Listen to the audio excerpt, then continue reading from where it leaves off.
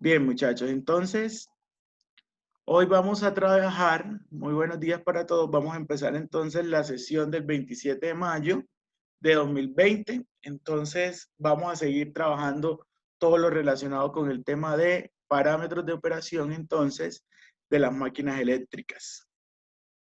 Bien, entonces vamos a hablar entonces de los diferentes parámetros o las principales características de los motores de corriente alterna, ¿de acuerdo?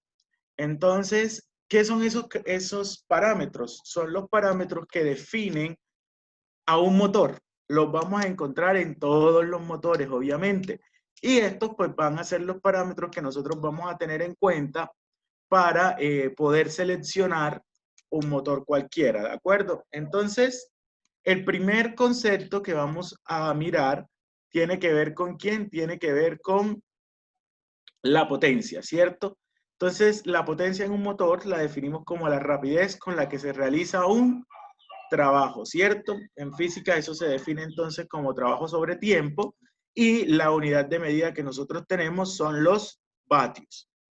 Pero sin embargo, el vatio es muy pequeño, entonces siempre que nosotros normalmente hablamos de la potencia de un motor, siempre vamos a hablar de caballos de fuerza o horsepower. ¿De dónde viene eso? Eso viene de hace muchos años de atrás, cuando teníamos tracción animal, ¿cierto? Entonces los caballos eran los que se utilizaban para empezar a mover los carros, bueno, los coches en ese tiempo. Entonces de ahí sale el concepto de horsepower. Pero realmente, pues eso tiene una conversión, obviamente, a la potencia en vatios, que es la unidad nominal. Entonces, siempre que nosotros sabemos que un kilovatio equivale a qué cosa? A 1000 vatios, ¿cierto? Y que un horsepower, o sea, un caballo de fuerza, equivale a 747 vatios, es decir, a 0,747 kilovatios. Entonces, eso como para que ustedes lo tengan en cuenta, eso es como para que ustedes lo tengan en cuenta, porque siempre que nosotros vayamos a preguntar la potencia del motor, siempre nosotros lo que vamos a pedir que es los caballos de fuerza que tenemos. Entonces, un motor de medio caballo, de 1 caballo, 2 caballos, 3 caballos, dependiendo, entre más fuerza yo necesite, pues voy a tener que pedir qué cosa, un mayor, una mayor potencia, ¿cierto?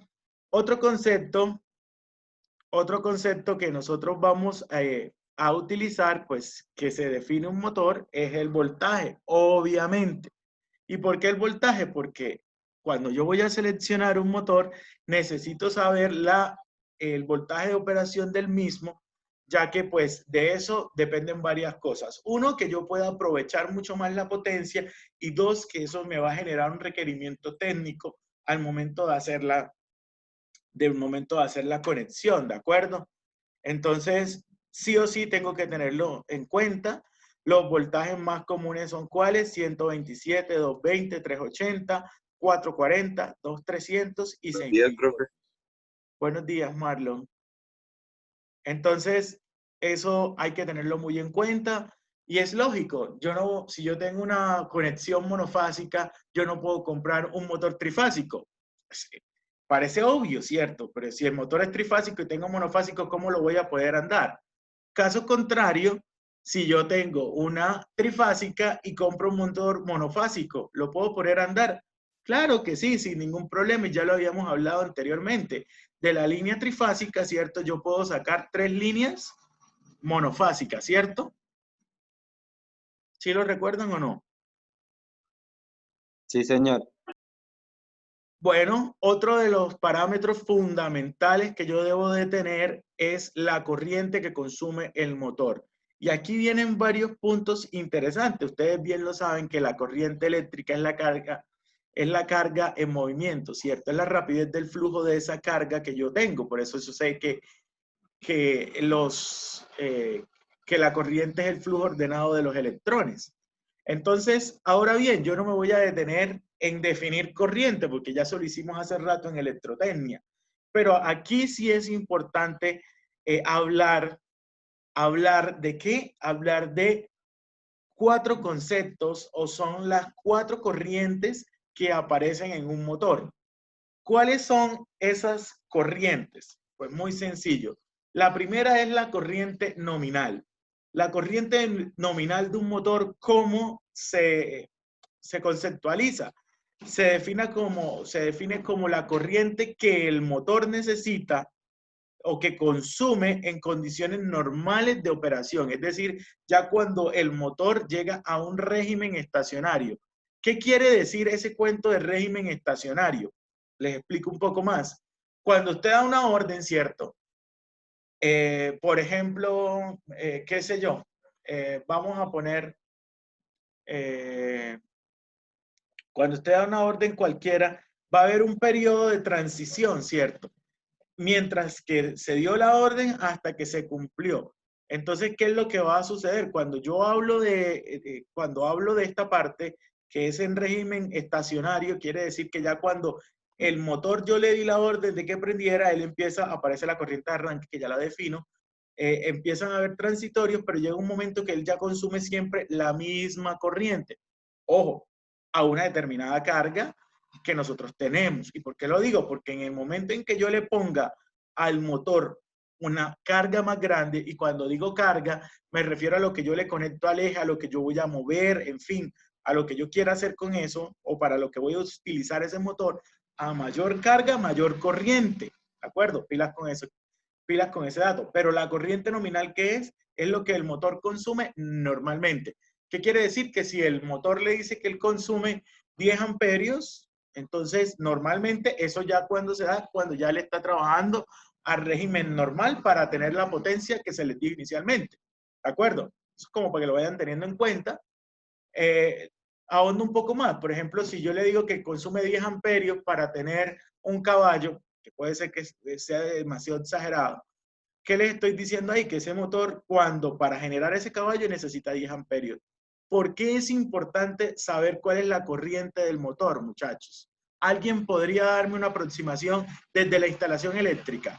¿A alguien se le ocurre por qué yo tengo que tener en cuenta cuánto es la corriente que me consume el motor? ¿Alguien lo podría decir? Cualquier cosa, no importa que se equivoque.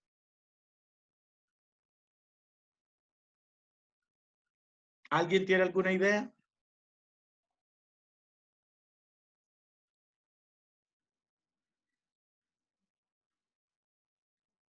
Bueno, como que no entonces. Entonces, ¿por qué es importante conocer la corriente de funcionamiento?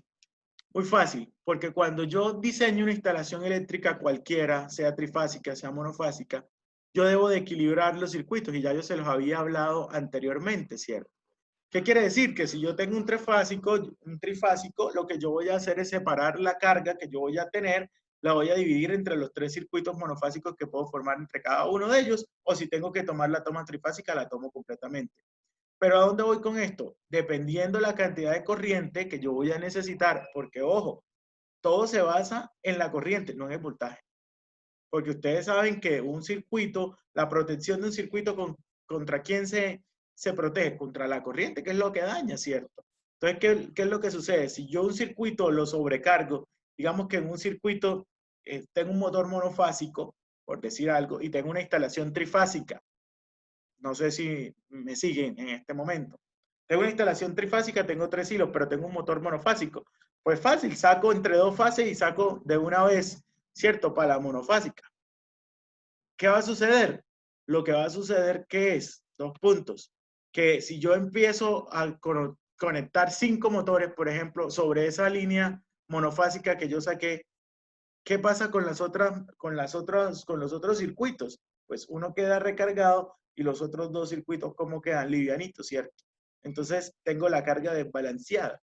Entonces siempre yo uso la corriente para saber cómo balancear mi circuito, dependiendo del consumo. No solo de voltaje, porque pues el voltaje es lo más breve, sino de corriente realmente. Otro concepto es la corriente de vacío.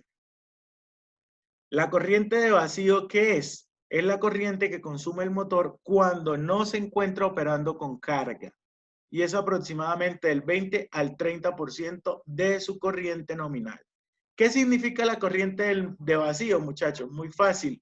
Yo prendo el motor, pero el motor no tiene nada conectado, no hay nada conectado al eje, es decir, él está trabajando sin fuerza, es decir, que yo puse, por ejemplo, el motor que les mostré en la clase pasada, yo lo conecto y no le pongo nada, solamente lo prendí. Ahí aparece entonces la corriente de vacío. Esa es la que cuando no tengo ninguna carga. Aparece entonces la corriente de arranque. La corriente de arranque es la corriente que se da para poder encender el motor. Esta corriente de arranque, ¿qué características tiene? Tiene la característica fundamental de que es de 2 a 8 veces más, de 2 a 8 veces mayor que la corriente nominal. Eso depende del autor. Hay autores que dicen, por ejemplo, Chapman dice que va de 5 a 8 veces. Pero lo que sí tenemos que tener claro es que la corriente de arranque del motor es una corriente transitoria, es decir, es un pico de sobrecorriente.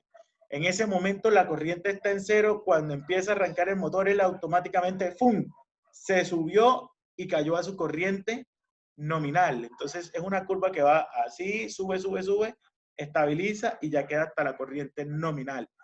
Esa es una corriente instantánea.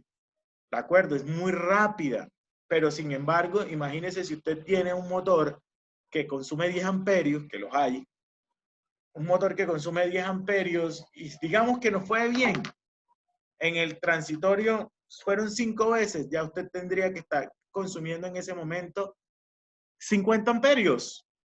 ¿Qué es importante mencionar, muchachos? Es muy importante mencionar esto, que esto nos los cobran a nosotros y por eso cuando nosotros hablamos del tema de eficiencia energética, cuando hablamos de ese tema de eficiencia energética, nos dicen, venga, no apague el motor, póngalo a funcionar a las mínimas revoluciones que usted pueda para mantenerlo encendido. ¿Pero con qué fin? Que si yo lo tengo a las mínimas revoluciones, pues no me voy a ganar nuevamente la corriente de arranque. Entonces, ese pedacito es interesante cuando ya aplicamos técnicas de eficiencia energética para hacer menos consumo de energía. Profe, Señor. como las neveras antiguas con referente a las nuevas, o sea que las antiguas Exactamente. Esas consumen más. tecnologías, fíjese que ahora ellos ponen, la nevera siempre está prendida, pero bajitico, bajitico, bajitico, ¿cierto? Sí, Y después pues sube otra vez las revoluciones el compresor, pero siempre están prendidos y siempre están haciendo ese flujo. ¿Por qué? Para compensar precisamente eso.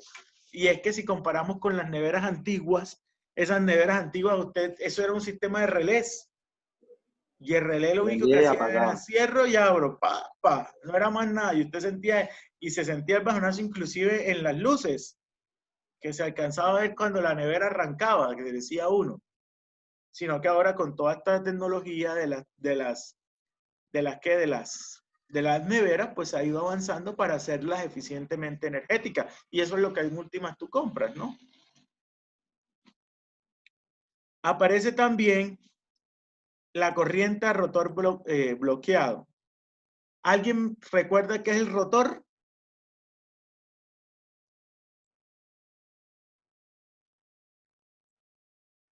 ¿Qué es el rotor, señores?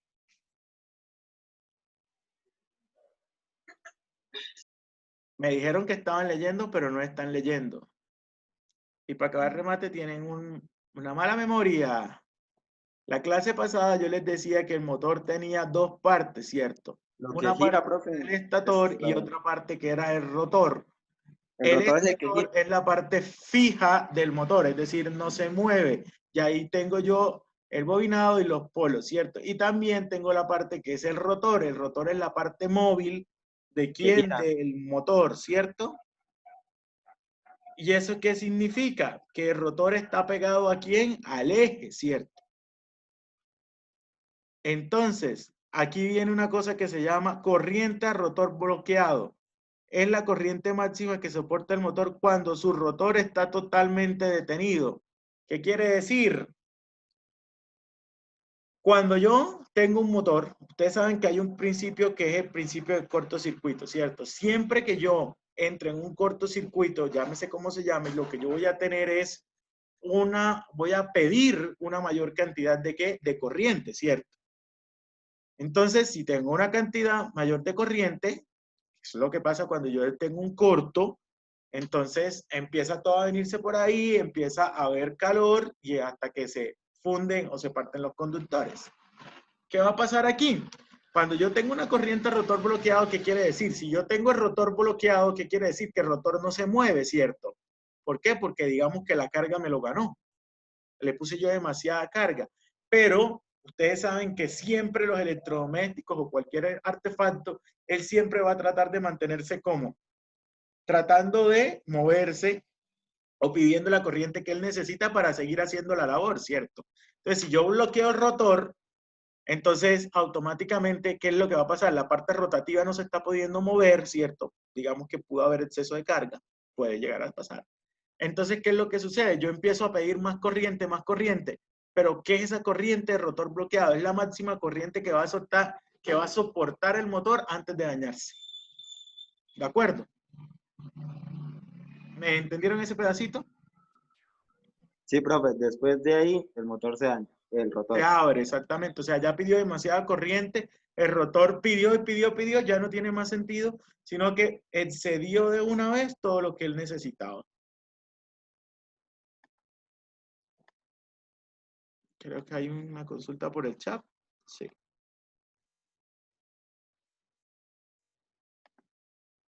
Listo. Sigamos.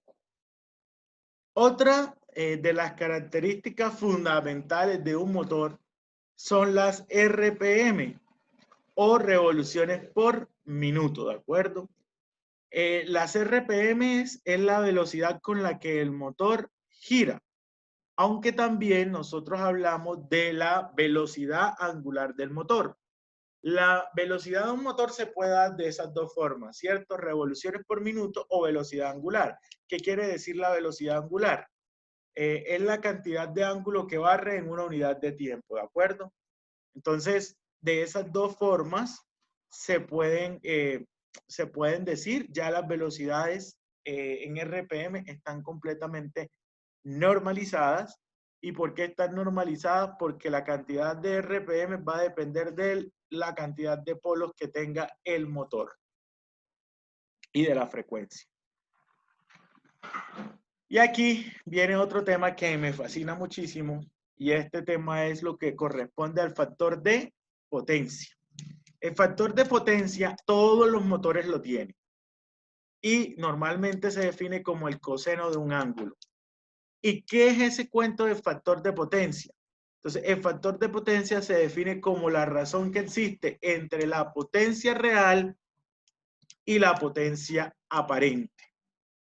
Siendo la potencia aparente el producto de los valores eficaces de la tensión y de la corriente.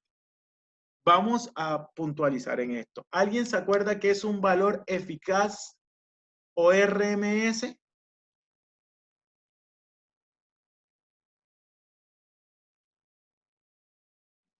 Y no me digan que no lo dimos porque yo se los expliqué. Y se los expliqué cuando estábamos dando transformadores.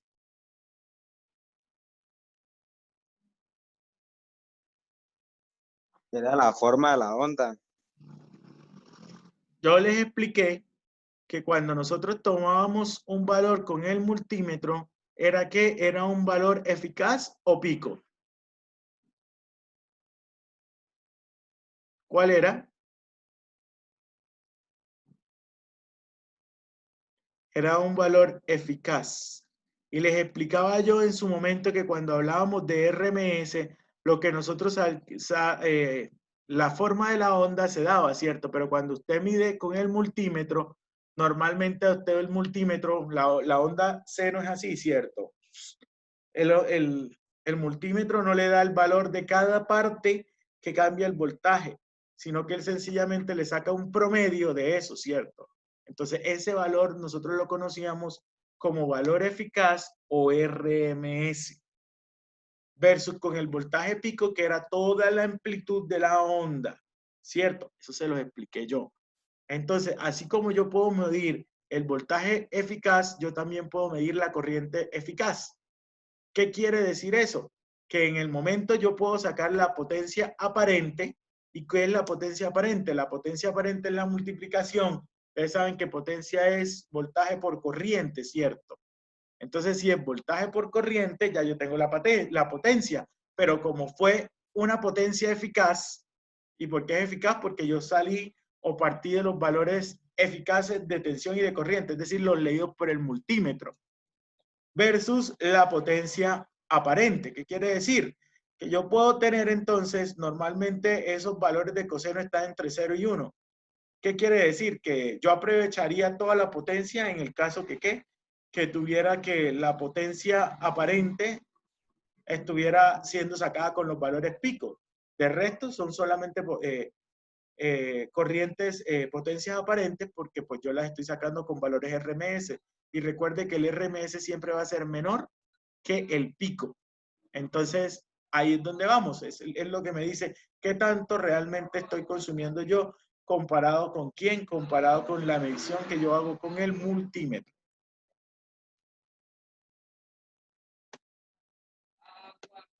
Bueno, factor de potencia nunca puede ser mayor que la unidad, obviamente. Normalmente ese factor de potencia está entre 0,8 y 0,85, ¿de acuerdo? Es lo que nosotros vamos a tener. Entre más alto el factor de potencia, obviamente va a ser muchísimo mejor, porque quiere decir que aprovecha de una mejor manera, la potencia que nosotros tenemos.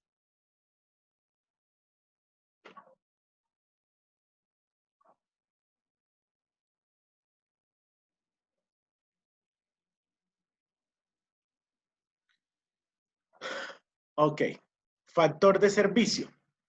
El factor de servicio, entonces, se obtiene considerando la aplicación del motor para demandarle más o menos potencia y depende directamente del tipo de la máquina impulsada. Entonces, ¿cómo funciona eso?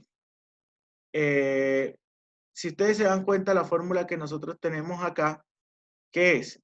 Dice P es igual al número S, es decir, al número de fases que yo voy a utilizar, multiplicado por E, que es la tensión que yo voy a conectar, y que es la corriente nominal, N, que es la eficiencia del motor, que también nos las dice eso, y FP es el factor de potencia, ¿de acuerdo? Entonces,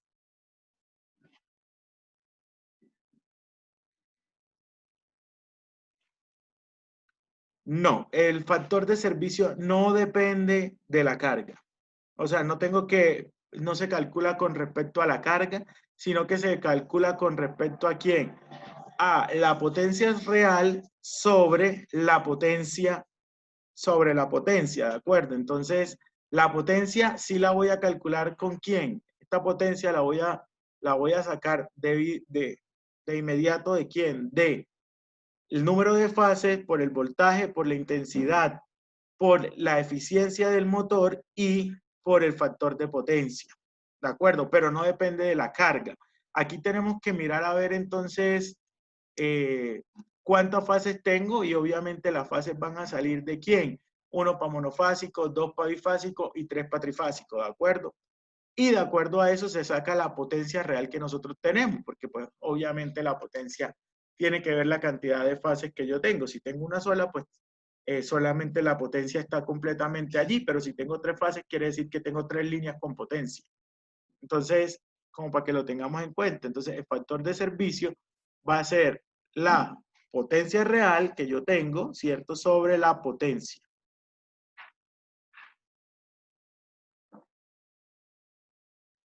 Bueno, lo anterior que acabé de decir lo dije, no sé si ustedes están viendo el chat, pero John hace un momento nos decía que el factor de servicio no debería incluir la carga. Entonces, no tiene que ver con la carga, sino es exclusivamente con la potencia.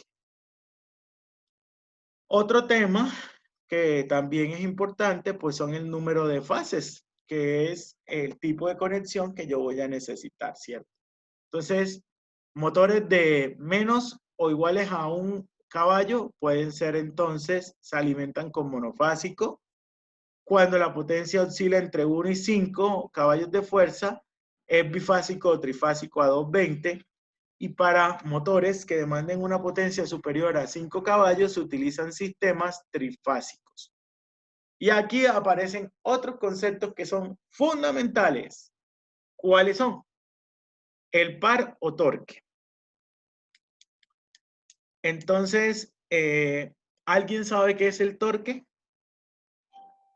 Y estoy seguro que sí, porque lo tuvieron que haber visto por allá en física.